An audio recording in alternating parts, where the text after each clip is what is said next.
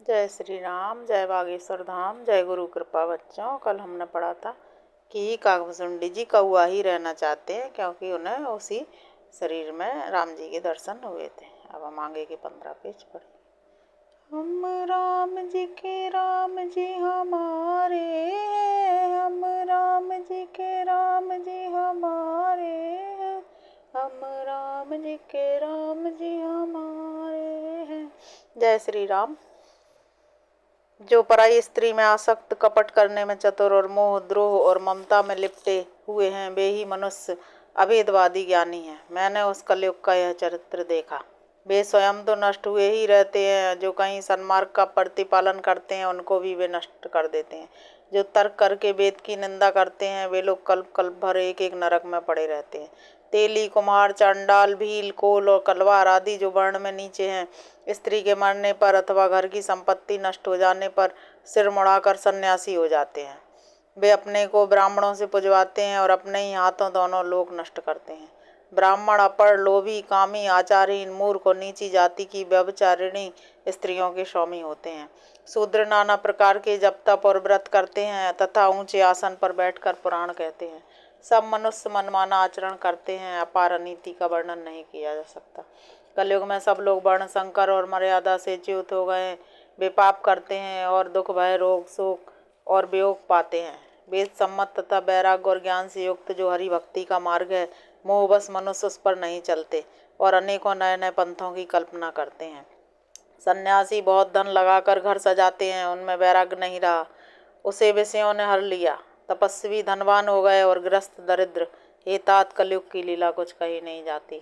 कुलवती और सती स्त्री को पुरुष घर से निकाल देते हैं और अच्छी चाल को छोड़कर घर में दासी को ला रखते हैं। पुत्र अपने माता पिता को तभी तक मानते हैं जब तक स्त्री का मुंह नहीं दिखाई पड़ा। जब से ससुराल प्यारी लगने लगी तब से कुटुंबी शत्रु स्वरूप हो गए। राजा लोग पाप परायण हो गए, उनमें धर्म नहीं रहा। वे प्रजा को नित्य दंड देकर उसकी विडंबना किया करते हैं। धनी लोग मलिन होने पर भी कुलीन माने जाते हैं। द्विज का चिन्ह जनेऊ मात्र रह गया और नंगे बदन रहना तपस्वी का। जो वेदों और पुराणों को नहीं मानते, कलयुग में वे ही हरि भक्त और सच्चे संत कहलाते हैं। कवियों के तो झुंड हो गए पर दुनिया में उदार सुनाई नहीं पड़ता। गुण में दोष लगाने वाले बहुत हैं पर गुणी कोई भी नहीं है। कलयुग में बार बार अकाल पड़ते हैं, अन्न के बिना सब लोग दुखी होकर मरते हैं। हे पक्षीराज गरुण जी सुनिए, कलयुग में कपट, हठ, दंभ, द्वेष, पाखंड, मान, मोह और काम आदि और मद ब्रह्मांड भर में व्याप्त हो गए। मनुष्य जप तप, यज्ञ, व्रत और दान आदि धर्म तामसी भाव से करने लगे।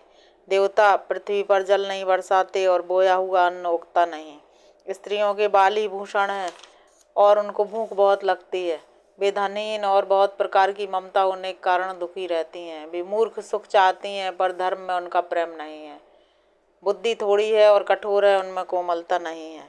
मनुष्य रोगों से पीड़ित है, भोग कहीं नहीं है। बिना ही कारण अभिमान और विरोध करते हैं। 10-5 वर्ष का थोड़ा सा जीवन है परंतु घमंड ऐसा है मानो कल्पांत होने पर भी उनका नाश नहीं होगा।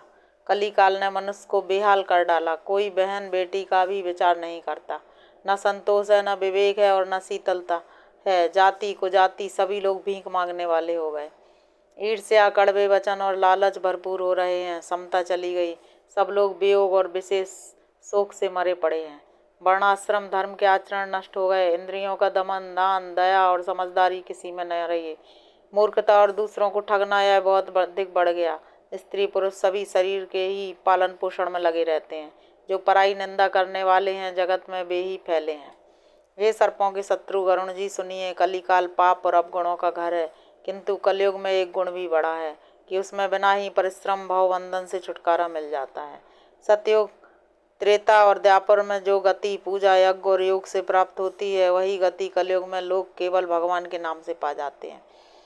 सत्युग में सब योगी और विज्ञानी होते हैं। हरि का ध्यान करके सब प्राणी भाव सागर से तर जाते हैं।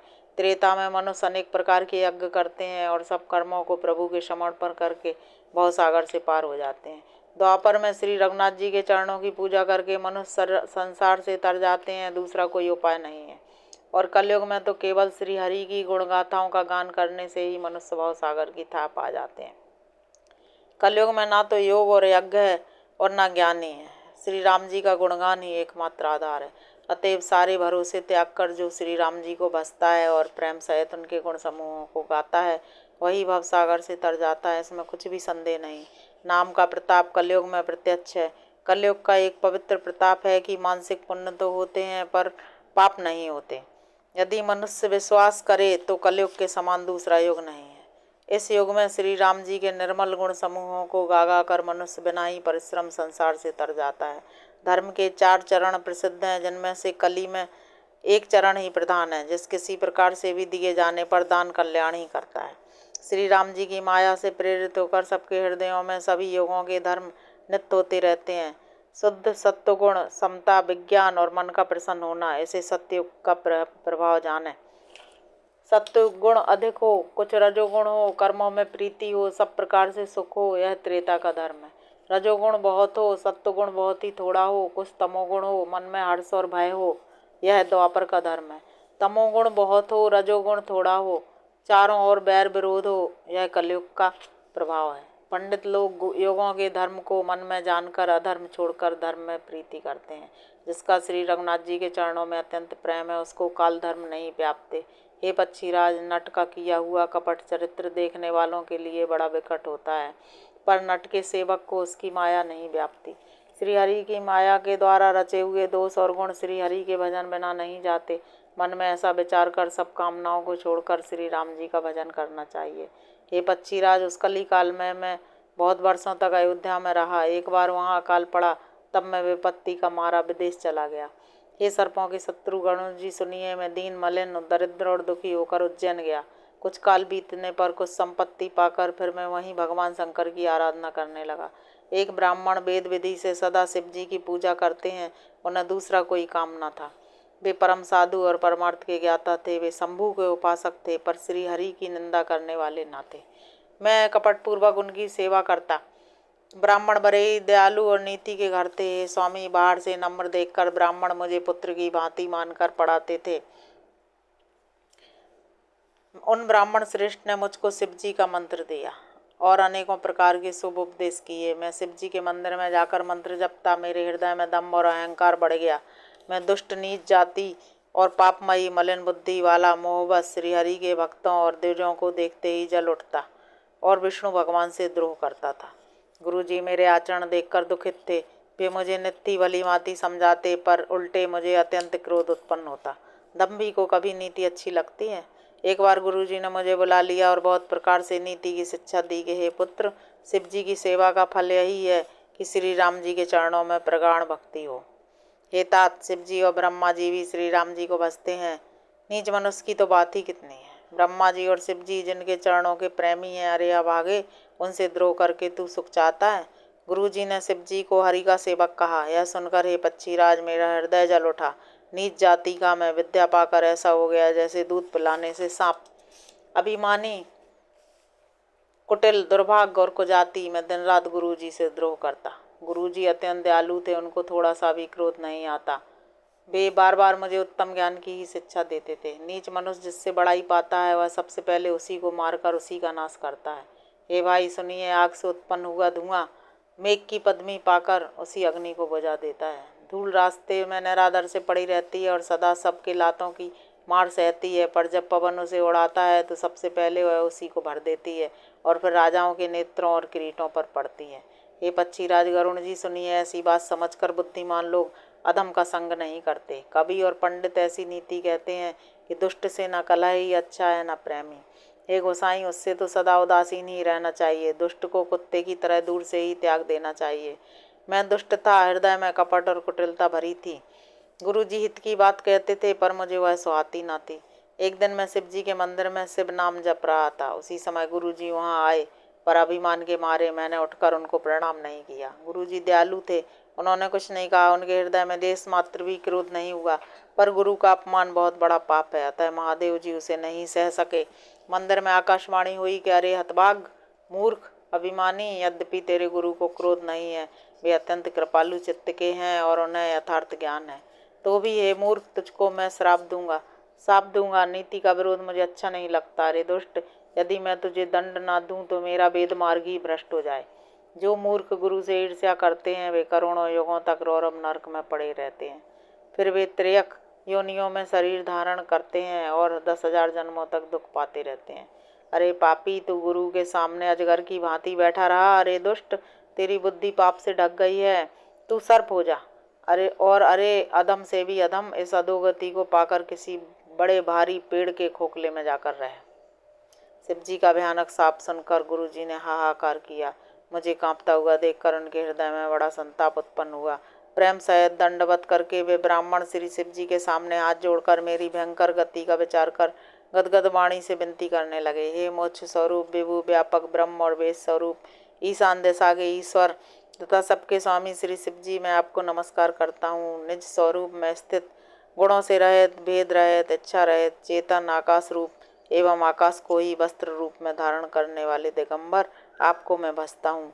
निराकार ओमकार के मूल, तुरीय वाणी, ज्ञान और इंद्रियों से परे, कैलाशपति, विकराल, महाकाल के भी काल, कृपालु, गुणों के धाम, संसार से परे आप परमेश्वर को मैं नमस्कार करता हूँ, जो हिमाचल के समान गौरवर्ण तथा गंभीर हैं, जिनके शरीर में करोड़ों कामदेवों की ज्योति एवं शोभा है, जिनके सिर पर सुंदर नदी गंगा जी विराजमान है, जिनके ललाट पर द्वितीया का चंद्रमा और गले में सर्प सुशोभित है, जिनके कानों में कुंडल हिल रहे हैं, सुंदर वृक्ति और विशाल नेत्र है, जो प्रसन्न मुख, नीलकंठ और दयालु हैं, सिंह चर्म का वस्त्र धारण किए और मुंडमाला पहने हैं, उन सबके प्यारे और सबके नाथ श्री शंकर जी को मैं भजता हूँ।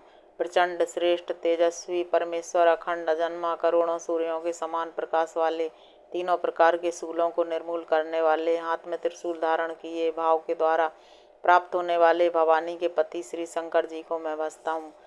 कलाओं से परे, कल्याण स्वरूप, कल्प का अंत करने वाले, सज्जनों को सदा आनंद देने वाले, त्रिपुर के शत्रु, सच्चिदानंद घन, मोह को हरने वाले, मन को मत डालने वाले, कामदेव के शत्रु है प्रभु, प्रसन्न होजिए, प्रसन्न होजिए।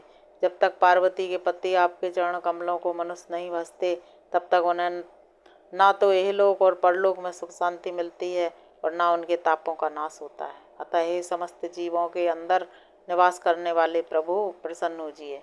मैं ना तो योग जानता हूँ, न जप और न पूजा ही। हे शंभो, मैं तो सदा सर्वदा आपको ही नमस्कार करता हूँ। हे प्रभु, बुढ़ापा तथा जन्म के दुख समूहों से जलते हुए मुझ दुखी की दुख से रक्षा कीजिए।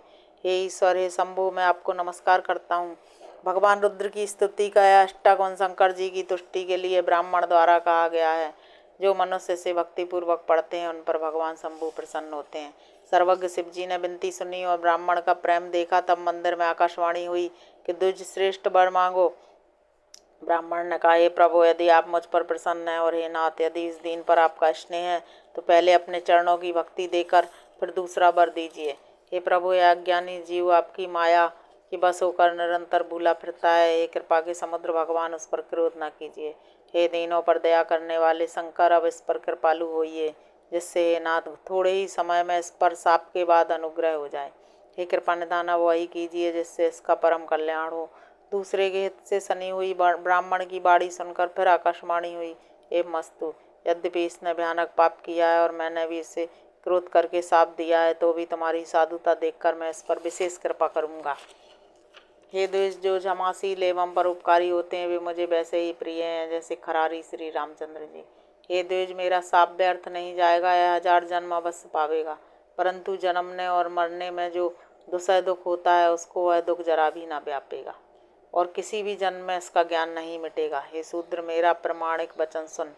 तेरा जन्म श्री रघुनाथ जी की पुरी में हुआ, फिर तूने मेरी सेवा में मन लगाया। पुरी के प्रभाव और मेरे कृपा से तेरे हृदय में राम भक्ति उत्पन्न होगी। हे भाई, अब मेरा सत्य वचन सुन। द्विजों की सेवा ही भगवान को प्रसन्न करने वाला व्रत है। अब कभी ब्राह्मण का अपमान न करना, संतों को अनंत श्री भगवान ही के समान जानना। इंद्र के वज्र, मेरे विशाल त्रिशूल, काल के दंड और श्री हरि के विकराल चक्र के मारे भी जो नहीं मरता, वह भी विप्रदोर रूपी अग्नि से भस्म हो जाता है। ऐसा विवेक मन में रखना, फिर तुम्हारे लिए जगत में कुछ भी दुर्लभ ना होगा। मेरा एक और भी आशीर्वाद है कि तुम्हारी सर्वत्र अबाध गति होगी। शिव जी के वचन सुनकर गुरु जी हर्षित होकर, ऐसा ही हो, यह कहकर मुझे बहुत समझाकर और शिव जी के चरणों को हृदय में रखकर अपने घर गए। काल की प्रेरणा से मैं विंध्याचल में जाकर सर्प हुआ। फिर कुछ काल बीतने पर बिना ही परिश्रम के मैंने वह शरीर त्याग दिया। हे हरिवाहन, मैं जो भी शरीर धारण करता उसे बिना ही परिश्रम वैसे ही सुखपूर्वक त्याग देता था जैसे मनुष्य पुराना वस्त्र त्याग देता है और नया पहन लेता है। शिव जी ने वेद की मर्यादा की रक्षा की और मैंने क्लेश भी नहीं पाया। इस प्रकार हे पक्षीराज, मैंने बहुत से शरीर धारण किए पर मेरा ज्ञान नहीं गया।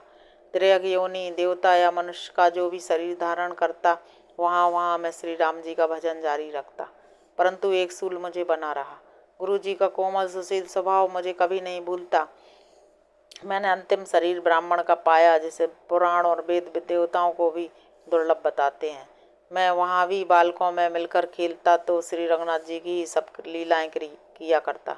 सियाना होने पर पिताजी मुझे पढ़ाने लगे। मैं समझता, सुनता और विचारता, पर मुझे पढ़ना अच्छा नहीं लगता था। मेरे मन से सारी वासनाएं भाग गईं, केवल श्री राम जी के चरणों में लब लग गई। हे गरुण जी, कहिए ऐसा कौन अभागा होगा जो कामधेनु को छोड़कर गदही की सेवा करेगा। प्रेम में मग्न रहने के कारण मुझे कुछ भी नहीं सुहाता। पिताजी पढ़ा पढ़ा कर हार गए। जब पिता माता कालवश हो गए तब मैं भक्तों की रक्षा करने वाले श्री राम जी का भजन करने के लिए वन में चला गया। वन में जहाँ जहाँ मुनीश्वरों के आश्रम पाता वहाँ वहाँ जा जाकर मैं उन्हें सिर नवाता। हे गरुण जी, उनसे मैं श्री राम जी के गुणों की कथाएं पूछता, वे कहते और मैं हर्षित होकर सुनता। इस प्रकार मैं सदा सर्वदा श्री हरि के गुणानुवाद सुनता फिरता। शिव जी की कृपा से मेरी सर्वत्र अबाधित गति थी। मेरी तीनों प्रकार की गहरी प्रबल वासनाएं छूट गईं और हृदय में एक यही लालसा अत्यंत बढ़ गई कि जब श्री राम जी के चरण कमलों के दर्शन करूं तब अपना जन्म सफल हुआ समझूं। जिनसे मैं पूछता वे ही मुनि ऐसा कहते कि ईश्वर सर्वभूतमय है। यह निर्गुण मत मुझे नहीं सुहाता था। हृदय में सगुण ब्रह्म पर प्रीति बढ़ रही थी। गुरु जी के वचनों का स्मरण करके मेरा मन श्री राम जी के चरणों में लग गया।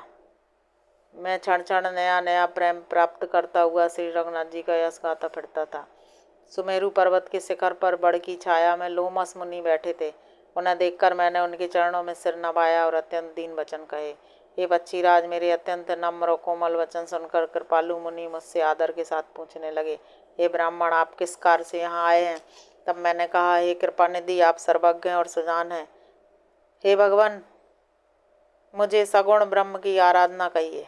तब हे पक्षीराज, मुनीश्वर ने श्री रघुनाथ जी के गुणों की कुछ कथाएं आदर सहित कहीं। फिर वे ब्रह्म ज्ञान परायण विज्ञानवान मुनि मुझे परम अधिकारी जानकर ब्रह्म का उपदेश करने लगे कि वह जन्मा है, अद्वैत है, निर्गुण है और हृदय का स्वामी है। उसे कोई बुद्धि के द्वारा माप नहीं सकता। वह इच्छा रहित, नाम रहित, रूप रहित, अनुभव से जानने योग्य, अखंड और उपमा रहित है। वह मन और इंद्रियों से परे, निर्मल, विनाश रहित, निर्विकार, सीमा रहित और सुख की राशि है। वेद ऐसा गाते हैं कि वही तू है, जल और जल की लहर की भांति उसमें और तुझ में कोई भेद नहीं है। मुनि ने मुझे अनेकों प्रकार से समझाया पर निर्गुण मत मेरे हृदय में नहीं बैठा। मैंने फिर मुनि के चरणों में सिर नवाकर कहा, हे मुनीश्वर, मुझे सगुण ब्रह्म की उपासना कहिए। मेरा मन राम भक्ति रूपी जल में मछली हो रहा है। हे चतुर मुनीश्वर, ऐसी दशा में उससे अलग कैसे हो सकता है। आप दया करके मुझे वही उपदेश कहिए जिससे मैं श्री रघुनाथ जी को अपनी आंखों से देख सकूं। नेत्र भरकर श्री अयोध्यानाथ को देखकर तब निर्गुण का उपदेश सुनूंगा। मुनि ने फिर अनुपम हरि कथा कहकर सगुण मत का खंडन करके निगुण का निरूपण किया। तब मैं निर्गुण मत को हटाकर बहुत हट करके सगुण का निरूपण करने लगा। मैंने उत्तर प्रत्युत्तर किया। इससे मुनि के शरीर में क्रोध के चिन्ह उत्पन्न हो गए। हे प्रभु सुनिए, बहुत अपमान करने पर ज्ञानी के भी हृदय में क्रोध उत्पन्न हो जाता है। यदि कोई चंदन की लकड़ी को बहुत अधिक रगड़े तो उससे भी अग्नि प्रकट हो जाएगी। मुनि बार बार क्रोध सहित ज्ञान का निरूपण करने लगे। तब मैं बैठा बैठा अपने मन में अनेकों प्रकार के अनुमान करने लगा। बिना द्वैत बुद्धि के क्रोध कैसा, और बिना ज्ञान के क्या द्वैत बुद्धि हो सकती है। माया के बस रहने वाला परिच्छिन्न जड़ जीव क्या ईश्वर के समान हो सकता है। सबका हित चाहने से क्या कभी दुख हो सकता है। जिसके पास पारसमणि है उसके पास क्या दरिद्रता रह सकती है। दूसरे से द्रोह करने वाले क्या निर्भय हो सकते हैं, और कामी क्या कलंक रहित रह सकते हैं। ब्राह्मण का बुरा करने से क्या वंश रह सकता है। स्वरूप की पहचान होने पर क्या कर्म हो सकते हैं। दुष्टों के संग से क्या किसी के सुबुद्धि उत्पन्न हुई है। पर स्त्रीगामी गामी क्या उत्तम गति पा सकता है। परमात्मा को जानने वाले कहीं जन्म मरण के चक्कर में पड़ सकते हैं। भगवान की निंदा करने वाले कभी सुखी हो सकते हैं। नीति बिना जाने क्या राज्य रह सकता है। श्री हरि के चरित्र वर्णन करने पर क्या पाप रह सकते हैं। बिना पुण्य के क्या पवित्र यश हो सकता है? बिना पाप के भी क्या कोई अपयश पा सकता है? जिसकी महिमा वेद संत और पुराण गाते हैं, उस हरि भक्ति के समान क्या कोई दूसरा लाभ भी है? हे भाई, जगत में क्या इसके समान दूसरी भी कोई हानि है कि मनुष्य का शरीर पाकर भी श्री राम जी का भजन ना किया जाए? चुगलखोरी के समान क्या कोई दूसरा पाप है? और हे गरुण जी, दया के समान क्या कोई दूसरा धर्म है? इस प्रकार मैं अनगणित युक्तियां मन में विचारता था और आदर के साथ मुनि का उपदेश नहीं सुनता था। जब मैंने बार बार सगुण का पक्ष स्थापित किया तब मुनि क्रोध युक्त वचन बोले, अरे मूढ़, मैं तुझे सर्वोत्तम शिक्षा देता हूँ तो भी तू उसे नहीं मानता और बहुत प्रकार से उत्तर प्रत्युत्तर लाकर रखता है। मेरे सत्य वचन पर विश्वास नहीं करता, कौए की भांति सभी से डरता है। अरे मूर्ख, तेरे हृदय में अपने पक्ष का बड़ा भारी हट है, अतः तू शीघ्र चांडाल पक्षी हो जा। मैंने आनंद के साथ मुनि के सांप को सिर पर चढ़ा लिया। उससे मुझे ना कुछ भय हुआ, दीनता ही आई। तब मैं तुरंत ही कौआ हो गया। फिर मुनि के चरणों में सिर नवाकर और रघुकुल शिरोमणि श्री राम जी का स्मरण करके मैं हर्षित होकर उड़ चला। शिव जी कहते हैं, ये उमा जो श्री राम जी के चरणों के प्रेमी हैं और काम, अभिमान तथा क्रोध से रहते हैं, वे जगत को अपने प्रभु से भरा हुआ देखते हैं, फिर वे किससे बैर करें। जय श्री राम। बच्चों, आज हमने पढ़ा कि काकभुजंडी जी कौआ श्राप के कारण बने। लोमस ऋषि ने उन्हें श्राप दिया था और वो सगुण भक्ति ही चाहते थे और निर्गुण में उन्हें कोई रुचि नहीं थी, इसलिए वो उनसे बहस भी करते थे। जय श्री राम।